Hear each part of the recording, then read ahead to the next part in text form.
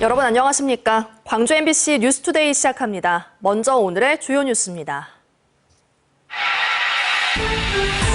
광주시의 빚이 2조 원을 넘어섰습니다. 5년 만에 2배가 늘었는데 전국 특광역시 가운데 채무 비율이 가장 높은 상황입니다. 광주의 공공배달앱이 다른 지역보다 이용률은 높지만 민간 배달앱 이용률이 워낙 월등한 탓에 지금보다 적극적인 지원이 필요합니다.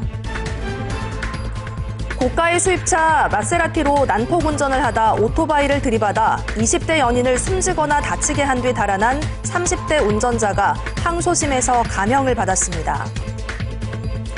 이재명 대통령이 취임 직후 부주의한 사고에 대해 엄정하게 책임을 묻겠다고 밝힌 뒤 지자체들이 바짝 긴장하고 있습니다.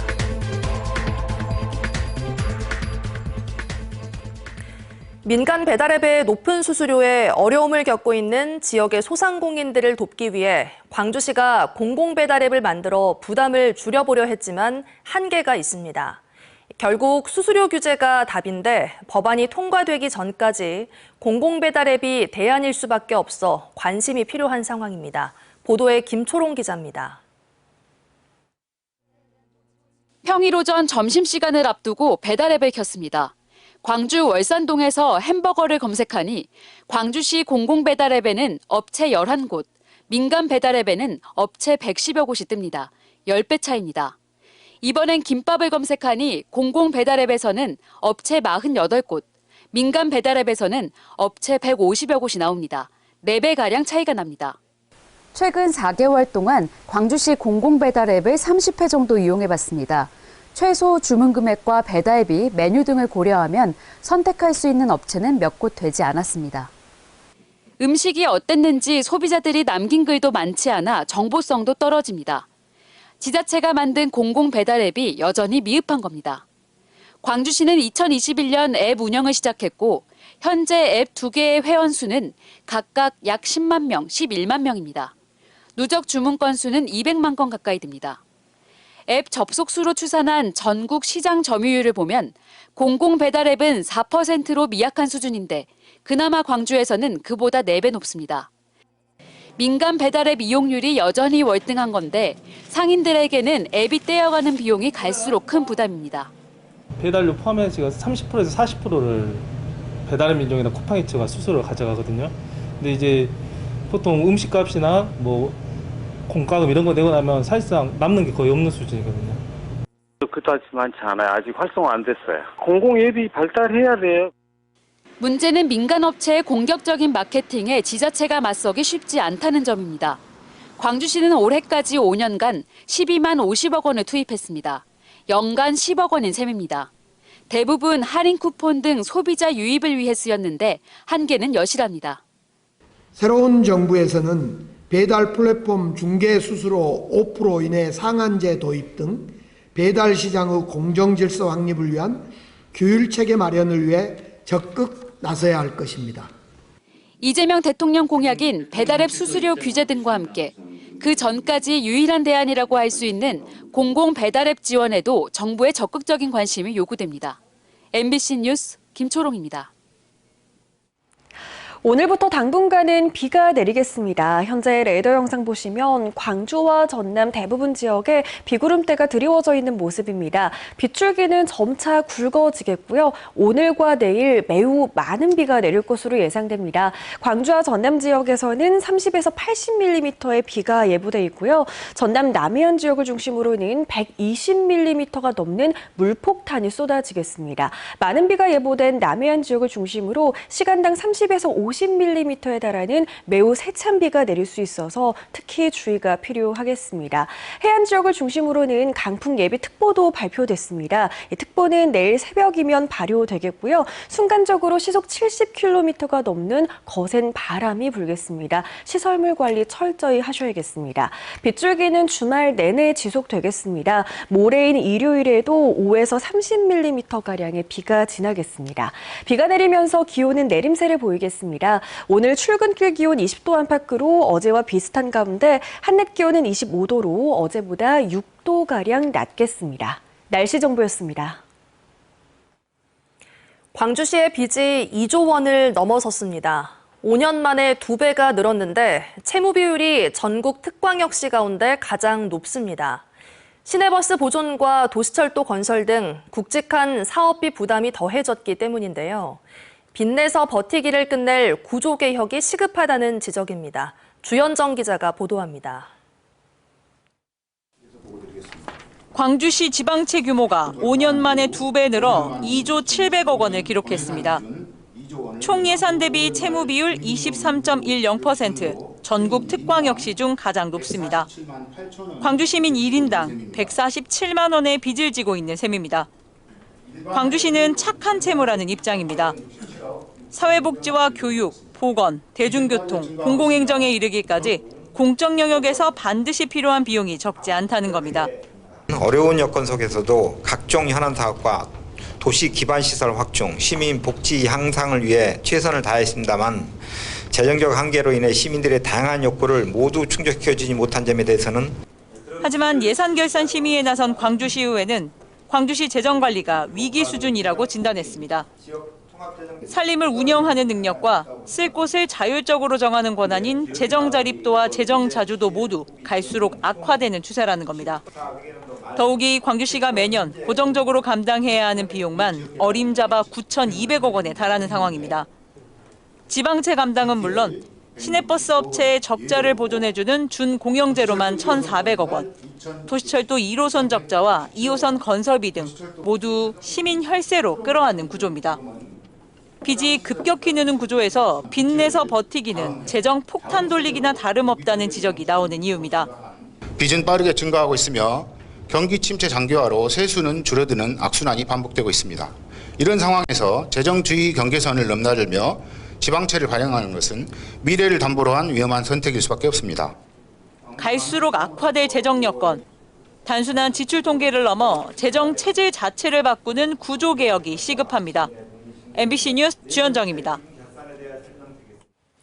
광주시가 올해 첫 추가 경정 예산안으로 4,807억 원을 편성해 어제 시의회에 제출했습니다. 이번 추경으로 광주시의 올해 예산 전체 규모는 본 예산 7조 6천억 원보다 6.3% 늘어난 8조 800억 원입니다. 시는 이번 추경에 민생경제와 미래투자 등 4대 분야에 필요한 예산을 반영했다고 설명했습니다. 일본의 강제징용 사과를 요구하며 투쟁했던 고 이금주 여사, 수많은 어린 소녀들의 한이 서려 있는 광주 가내보 방적공장까지 광주에도 일제강점기의 아픈 역사가 고스란히 남아있는데요. 광복 80주년을 맞아 지역의 일제강제동원 역사를 체계적으로 관리해야 한다는 목소리가 커지고 있습니다. 보도에 천홍희 기자입니다. 일제강점기 시절 일본이 운영했던 광주 가내보 방적공장의 모습입니다. 10살, 12살 소녀들이 끌려와 하루 12시간씩 배 짜는 곳에서 일해야 했습니다. 그 어린 것이 잠 못 자고 일주일 동안 있어야 얼마나 잠이 오겠어요. 야간 이럴 때게. 한 군데만 틀리면 분에다가 혼나요. 해방 이후 이 공장은 전남방직과 일신방직으로 바뀌었고 쇼핑몰 공사를 앞둔 지금은 겨우 흔적만 남아 있습니다. 광복 80주년 해를 맞아 광주시 의회에서 지역의 식민지 역사를 어떻게 기억하고 계승할지 논의하는 자리를 마련했습니다. 참여자들은 하나같이 광주의 역사관을 만들어서 아픈 역사를 기억해야 한다고 강조했습니다.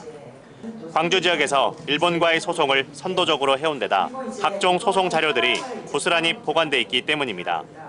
보존을 해야 되나 말아야 되나 선택사항이 아니라 반드시 보존을 해서 우리 후세대들에게도.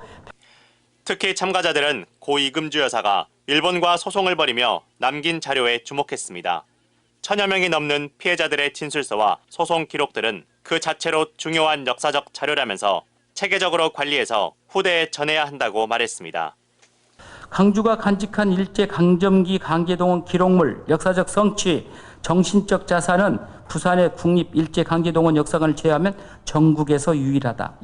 고령의 일제강제동원 피해자들이 일본의 사과도 받지 못하고 숨지는 현실 속에서 후대가 역사를 어떻게 기억하고 계승해 나가야 하는지 고민이 필요한 지점입니다. MBC 뉴스 천홍희입니다. 고가의 수입차 마세라티로 난폭 운전을 하다 오토바이를 들이받아 20대 연인을 숨지거나 다치게 한 뒤 달아난 30대 운전자가 항소심에서 감형을 받았습니다. 광주지법 제3형사부 김일수 부장판사는 도주치사 등의 혐의로 기소된 32살 김모 씨에 대한 항소심에서 징역 10년을 선고한 원심을 깨고 징역 7년 6개월을 선고했습니다. 재판부는 김 씨에 대한 여러 혐의 가운데 음주운전과 범인 도피 교사 혐의는 합리적 의심의 여지 없이 증명되지 않았다며 무죄로 판단했습니다. 다만 사고를 낸 뒤 구호 조치를 하지 않았고 해외 도주를 시도하는 등 죄질이 매우 불량하다며 양형 기준상 최고형을 선고한다고 판시했습니다.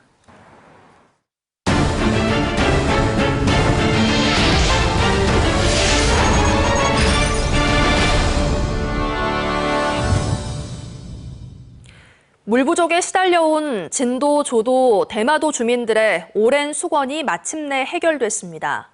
대용량의 저수지가 들어서면서 안정적인 식수 공급이 가능해졌습니다. 박종호 기자가 취재했습니다. 86명의 주민이 살고 있는 진도 대마도. 진도항에서 배를 타고 1시간을 더 들어가야 닿는 외딴 섬입니다. 그동안 마땅한 상수원이 없어 해수 담수화 시설에 의존해온 상황. 제한급수는 물론 여름철 한때 하루 1시간가량만 물이 나오기도 하는 등 수돗물을 아껴 쓰는 게 주민들의 일상이었습니다. 비가 안 왔을 경우에는 아예 며칠씩 단수하고 아주 손님들 오실 때는 잠깐씩 한두 시간 틀어주고 단수하는 경우가 많았죠. 물 걱정 없는 일상을 꿈꾸던 주민들의 수건이 현실이 됐습니다. 사업비 79억 원이 투입된 2년 반 만의 공사 끝에 식수 전용 저수지가 조성된 겁니다. 하루 80톤 규모의 정수와 배수 시설도 갖췄습니다. 이 저수지는 물을 2만 톤 정도 저장할 수 있어 마을 주민들이 2년 동안 비가 오지 않아도 물을 안정적으로 공급받을 수 있습니다. 도서민의 제일 급선무는 물이지 않습니까? 그래서 22년도 12월 달부터 착공을 해서 지금 2년 6개월 만에 준공이 되었습니다. 아주 기쁘고 즐겁습니다. 이분들이 물 걱정으로부터 해소되었다는 것을 생각하면 진도군은 오는 2026년까지 나배도와 관사도, 서거차도와 상하죽도를 연결하는 해저관로를 조성할 계획. 섬 지역 물 부족 문제를 해결하기 위한 기반시설 확충이 이어지고 있습니다. MBC 뉴스 박종호입니다. 석유화학 산단이 있고 기름을 실은 선박이 자주 오가는 여수 해역에서는 매년 한 건 이상의 해상 화학 사고가 발생하고 있습니다. 피해 규모가 큰 만큼 사고를 막기 위해선 유관기관들의 협력이 필수적인데요. 여수에서 전국 최초로 합동 대응 훈련이 시행됐습니다. 보도에 최황지 기자입니다. 선박 충돌로 유출된 오염물질이 바다 위에 긴 띠를 이뤘습니다. 해경 방제함이 확산을 막기 위해 오일 펜스를 두르고 중압포도 발사합니다. 즉시 환경부의 분석차, 여수시의 대기오염 측정차도 투입됩니다. 환경부 소속 화학물질안전원이 화학사고를 가정한 합동방제훈련을 마련했습니다. 화학물질이 누출되거나 또 화재 사고가 나면 여러 가지 오염물질들이 해상으로 유입될 수 있습니다. 근데 육상의 사고를 담당하는 쪽과 해상의 사고를 담당하는 기관 간이 좀 차이가 있기 때문에 여수 해역에선 해상화학사고가 해마다 발생하고 있으며 전국 피해량의 60% 이상이 이곳에 집중됐습니다. 특히 취약 시간대에 사고가 나면 초기 대응이 늦어져 피해가 커질 수 있습니다. 4년 전 여수 산단에서 기름 130톤이 유출됐던 사고 역시 새벽 시간대에 일어났고 직원이 발견하기까지 5시간이 걸렸습니다. 보통 새벽 2시부터 5시까지를 취약 시간대라고 하는데요. 이 시간에 발생하는 화학사고는 관 협력이 어려워 피해가 확산할 우려가 높았습니다. 앞으로 여수 해경과 여수시, 환경부 등은 초기 대응 역량 강화를 위해 공동 대응 체계를 구축하기로 했습니다. 초기 인지한 기관이 저희 기관에 전폐하면 저희도 즉각적으로 화학 방제함을 조치해가지고 해상으로까지 확산을 충분히 방지할 수 있는 긴급 군환 체제라든가 방제 체제가 도입된다고 볼 수 있습니다. 전국에서 처음으로 여수에서 시행된 화학사고 대응 훈련. 주최 측인 안전원은 전국 항만을 중심으로 점차 확대해 나갈 계획입니다. MBC 뉴스 최양지입니다. 광주 전남 김대중 재단과 시민사회단체는 어제 6.15 남북 공동선언 25주년 기념 기자회견을 열고 남북 관계를 회복하라고 요구했습니다. 단체는 현재 남북 대화는 단절됐고 군사적 긴장감만 높아진 상태라며 김대중 대통령이 조국의 평화적 통일을 위해 이룩한 6.15 공동선언이 이대로 멈출 수는 없다고 말했습니다.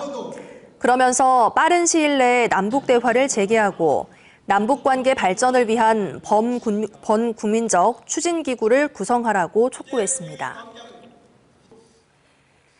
고교 학점제 시행에 맞춰 고등학교와 대학의 교육 장벽이 허물어지고 있습니다. 광주시 교육청에 따르면 최근 수완고등학교가 동국대학교와 업무 협약을 체결하고 동국대가 자체 개발한 도서를 활용해 선택 과목을 개설하기로 했습니다. 또 광주고등학교는 전남대와 인공지능 실습 교육 등을 운영하기로 했고 전남고는 전남대와 조선대 등과 36개 협업 수업을 개설하기로 했습니다.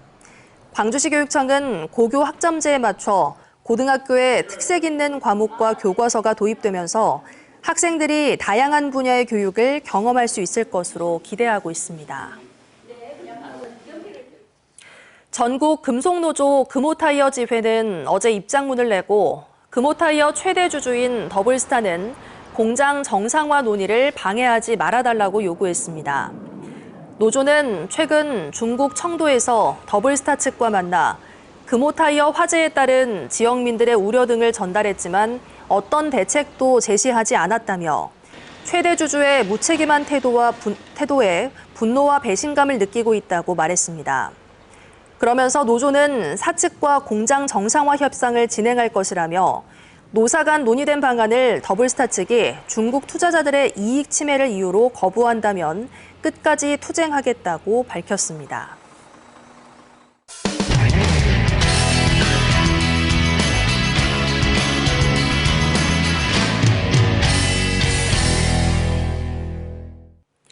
이재명 대통령이 취임 직후 부주의한 사고에 대해 엄정하게 책임을 묻겠다고 밝힌 뒤 지자체들이 바짝 긴장하고 있습니다. 특히 장마철을 맞아 재난 대비에 분주한 모습입니다. MBC 경남 박종홍 기자가 보도합니다. 지난해 9월 김해시 조만강 범람 당시 현장입니다. 이틀 새 400여 밀리미터, 200년 빈도의 폭우가 한꺼번에 쏟아지면서 3m 높이의 홍수 방호벽을 넘어온 황토물이 인근 마을을 삽시간에 뒤덮었습니다. 많이 놀랬죠. 순간적으로 막 우리가 막 살던 그 생활 터전에 막 들어와 버리니까 가재도구 침수돼 가지고 다시 버릴 거 버리고. 몸만 간신히 빠져나온 고령의 주민들은 악몽 같던 기억이 아직도 생생합니다. 매년에 90인데 처음 물 담았어요. 도로 나가야 이 가슴빼기 물이 어디에? 이 어피 나갔다 아닙니까? 저 129에 어피가 경로다 갔다 아닙니까? 주민들은 협소한 배수관로 때문에 비만 오면 걱정이라고 하소연합니다. 물이 사방을 와가지고 내려오니까 원버스에서는 못 빠지니까 이걸 빨리 캐줘 줄라 해야 된다. 김해시는 침수 피해 예방을 위해 임시 시설 보강에 나섰습니다. 침수 예방을 위해서 기존 차수벽을 30cm 보강하고 펌프 3개를 추가 설치했습니다. 3년 뒤 배수 펌프장 등을 설치한다고는 하지만 지난해 같은 폭우가 재현된다면 사실상 또 속수무책입니다. 이재명 정부 출범 이튿날인 지난 5일 전국 안전치안점검회의를 소집한 이 대통령은 무관심이나 부주의 때문에 목숨을 잃거나 집단적 참사를 겪는 일은 절대 생기지 않도록 해야 한다며 중대사고 발생 시 엄정하게 책임을 묻겠다고 밝혔습니다. 발생을 막을 수 있었는데 부주의나 무관심 이런 걸로 사고가 발생한 경우에는 좀 엄정하게 책임을 묻자. 이 대통령의 엄중 경고 이후 지자체는 물론 소방, 경찰 등 재난 관련 유관 기관들까지 바짝 긴장하고 있습니다. 경상남도는 즉각 도내 18개 시군과 20여 개 유관기관과 합동대책회의를 열고 여름철 재난 대비 상황을 다시 점검했습니다. 항상 문제가 되고 있는 사각지대, 또 지속적으로 재난이 발생하는 이런 곳을 좀 적극적으로 챙겨달라는 말씀이 있었고, 산불 피해 산사태 특별관리구역을 설정해 주민 대피 체계를 구축해서 집중 관리하고, 부주의나 무관심으로 인한 사고에 엄정하게 책임을 묻겠다는 이 대통령의 발언으로 장마철을 코앞에 둔 일선 지자체의 안전대책 점검이 더욱 분주해지고 있습니다. MBC 뉴스 박종웅입니다. 저출산 시대에 학생 수가 줄어들면서 통합되거나 문을 닫는 학교들이 늘고 있는데요. 이제는 학교가 학생을 모시러 아예 이사까지 가는 시대가 됐습니다. 울산에서 올해만 2곳의 학교가 학생들이 많은 지역으로 옮겨 다시 문을 열었습니다. 울산문화방송 정인곤 기자가 취재했습니다. 학교 입구는 굳게 잠겨 있고 운동장에는 고요한 정막만 흐릅니다. 지난해 전체 학생 수가 51명에 불과해 결국 문을 닫은 울산 약수초등학교입니다. 학교 건물도 운동장도 어린 학생들의 활기로 가득 찬 이 학교도 약수초등학교입니다. 원래 학교가 있던 곳에서 2km 떨어진 아파트 단지 근처로 학교가 이사를 한 겁니다. 대단지 아파트들이 몰려있는 학생 과밀 지역으로 학교를 옮기면서 전교생은 1년 만에 10배가 넘는 33학급 600여 명으로 늘어났습니다. 우리 아이들이 잘 어울릴 수 있는 프로그램을 선생님들이 기획하셔가지고 기존에 있는 학생들과 새로 들어온 학생들이 융합되어서 좀 낯설지 않도록. 이런 학교 이전은 폐교한 학교도 다시 살려내고 있습니다. 학생 수가 줄면서 분교가 됐다 결국 지난 2020년에 문을 닫았던 효문초등학교. 인근의 대규모 공공주택지구가 개발되면서 학교 이전이 결정됐고 올해 500여 명의 학생이 공부하는 학교로 재개교하면서 5년 만에 학교 이름을 되찾았습니다. 학부모님들 같은 경우에도 가까운 곳에 이렇게 학교가 생겨서 아이들이 이렇게 가깝게 안전하게 다닐 수 있으니까 또 만족도도 높은 것 같고. 전체 학생 수는 줄어들고 있지만 도심 개발로 학교가 필요한 곳이 곳곳에 생겨나면서 아예 학교들이 귀한 학생들을 모시러 이사를 다니고 있는 겁니다. 학령 인구는 감소되고 있지만은 일부 지역에는 새로운 거주지가 개발되면서 일정한 수 이상의 학생이 입학할 수 있으면 적극적으로 학교를 신설할 예정입니다. 한 교실에 30명만 모여도 초과밀 학급 이야기를 듣는 학령 인구 감소 시대. 언제나 그 자리에 머물러 있는 줄 알았던 학교도 이제는 학생들을 찾아 이리저리 옮겨 다니고 있습니다. MBC 뉴스 정인곤입니다. 충북 도립대 총장이 배우자를 대동해 호화 연수를 다녀왔다는 의혹으로 직위 해제됐습니다. 그런데 연수 비용만이 문제가 아니라는 의혹이 꼬리를 물고 있는데요. 학생 공간에 쓴다며 구입한 수백만 원짜리 의자와 스피커가 총장실에서 발견되기도 했습니다. MBC 충북 김은초 기자가 보도합니다. 충북 도립대 김용수 전 총장이 지난 2월 자신의 배우자와 보직 교수 등 4명과 함께 4박 5일 일정으로 제주도에 다녀온 연수 계획안과 결과 보고서입니다. 연수 목적인 스마트팜 탐방 일정은 첫째 날이 전부였습니다. 이튿날부터는 요트 투어와 와인 파티를 했고 올레길에서 트레킹을 즐긴 뒤 전신 테라피까지 받았습니다. 5성급 호텔에 묵으면서 숙박비만 1,600만 원을 쓰는 등 연수비로 총 5,200만 원을 지출했습니다. 제주도 연수가 끝난 지 2주도 안 돼 이번에는 부산으로 연수를 떠났습니다. 1박에 46만 원인 방을 1인 1실로 써 1박 2일 동안 총 5,300만 원을 쓴 걸로 돼 있습니다. 연수에 30명이 참여한 것처럼 서류를 꾸몄지만 실제로는 절반 남짓만 참여한 것으로 전해졌습니다. 이처럼 비용을 부풀려 호화 연수를 다녀온 의혹이 불거지자 충청북도는 김 총장을 직위 해제하고 경찰에 수사를 의뢰했습니다. 그런데 연수 비용만이 아니라 학교 물품도 비용을 부풀려 구매하고 개인적으로 유용했다는 의혹도 나왔습니다. 학생 동호회실을 조성한다며 총 1억 1천만 원을 들였다는 공간에는 책상과 작은 칠판만 덩그러니 있습니다. 이곳에 놓기로 한 370만 원짜리 인체공학 의자를 비롯해 수백만 원 상당의 스피커는 총장실에서 발견됐습니다. 교직원들은 지난 2월 회계 처리를 앞두고 남은 예산을 급하게 털어내느라 지출 비용을 부풀렸다고 주장합니다. 낭비된 예산이 훨씬 더 많을 것으로 추정하고 있습니다. 회계 마감 전에 돈을 남기면 문제가 되는 상황이 생긴대요. 그래서 돈을 몇 % 이상은 써버려야 된다 이런 말을 하더라고요. 최소 이 사업이 3년 동안 지속이 됐으니까 돌아보면 더 어마어마할 거고. 이와 관련해 도립대 보직 교수들의 입장을 듣기 위해 여러 차례 연락했지만 모두 연락을 받지 않았습니다. 경찰은 충청북도 감사 결과를 바탕으로 고발인 조사를 마쳤다며 조만간 본격 수사에 착수할 것이라고 밝혔습니다. MBC 뉴스 김우초입니다. 20세기 중반 세계 미술계를 이끈 뉴욕 거장들의 작품이 국립아시아문화전당에서 다음 달 17일부터 전시됩니다. 전당 개관 10주년을 기념해 열리는 이번 전시는 추상표현주의 창시자인 잭슨 폴록의 2천억 원대 대표 작품을 비롯해 1940년대부터 70년대까지 현대미술의 흐름을 주도했던 뉴욕 거장들의 작품을 선보입니다. 이달 말까지 관람권을 사전 구매하면 50% 할인받을 수 있고 광주와 전라권 지역민은 최대 20%까지 할인 혜택을 받을 수 있습니다. 5.18 당시 희생당한 주민들을 추모하는 제12회 기억이 니은이 문화제가 어제 광주 동구 주남마을에서 열렸습니다. 주민 100여 명이 참석한 행사에서는 살풀이와 풍선 날리기 등을 통해 희생자들의 넋을 위로했습니다. 1980년 5월 당시 계엄군이 주남마을을 지나가던 버스에 무차별 총격을 가해 주민들이 숨졌고 아픈 역사를 기억하고 추모하기 위해 지난 2014년부터 주민 주도로 기억이 니은이 문화제가 이어지고 있습니다. 오늘부터 당분간은 비가 내리겠습니다. 현재 레이더 영상 보시면 광주와 전남 대부분 지역에 비구름대가 드리워져 있는 모습이고요. 현재는 약한 비가 내리고 있지만 이 빗줄기는 점차 굵어지겠습니다. 오늘과 내일 매우 많은 비가 쏟아질 것으로 보입니다. 광주와 전남 지역에서는 30에서 80mm의 비가 내리겠고요. 전남 남해안 지역을 중심으로는 120mm가 넘는 물폭탄이 쏟아지겠습니다.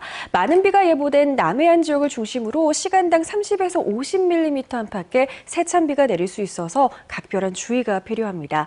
비는 모레인 일요일도 계속되겠습니다. 광주와 전남에 5에서 30mm가량의 비가 더 내리겠습니다.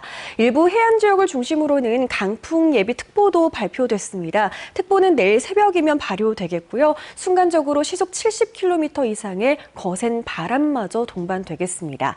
비가 내리면서 오늘 기온은 내림세를 보이겠습니다. 출근길 기온 20도 안팎으로 어제와 비슷한 가운데 한낮 기온은 25도로 낮 기온 어제보다 6도가량 내림세를 보이겠습니다. 강진과 장흥의 낮 기온 24도 안팎에 그치겠고요. 여수의 낮 기온도 22도 안팎에 머물면서 현재 기온과 큰 차이 없겠습니다. 바다의 물결은 최고 2m에서 2.5m 안팎으로 일겠습니다. 오늘 시작된 비는 다음 주 월요일 오전이면 대부분 그치겠고요. 비가 그친 뒤로는 또다시 더위가 이어지겠습니다. 날씨 정보였습니다. 이상으로 뉴스 마칩니다. 함께해 주신 여러분 고맙습니다. 언제 어디서나 내 손 안의 뉴스. 광주 MBC 뉴스 유튜브 구독으로 함께하세요.